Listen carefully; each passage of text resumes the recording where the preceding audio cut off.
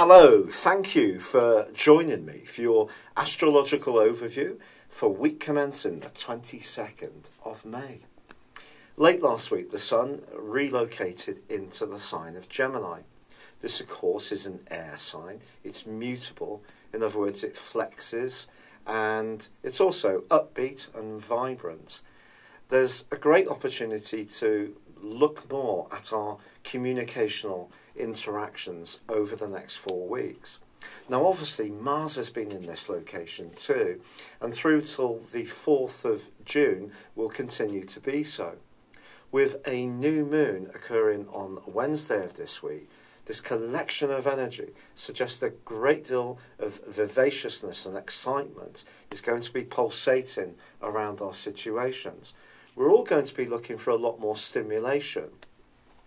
That suggests that our attention spans can be a little lower, but that means we're craving for something that keeps us really hooked. Now, obviously, we live in the digital age where all sorts of information is being zipped in our directions at all times. And this can be a 4-week period where we have a greater than usual appreciation for all this. If you're someone who does work in technology, or you deal with the public, or transport is your role, or anything to do with distribution, this is going to be an interesting time. But if you're wanting to add greater vibrancy to your social life, well, this collection of Geminian energy is certainly going to be fantastic for that. Of course, recently, Mars has been affected by the rather dreamy energies of Neptune, and that fortunately has come to a close. So there does feel that energy is flowing around in a more positive way this week, which is something we can all appreciate. However, there is still an ongoing influence between Neptune and Jupiter, the two ruling planets of Pisces, and the angle that they occupy suggests it's going to be very important to be realistic when it comes to relationship matters.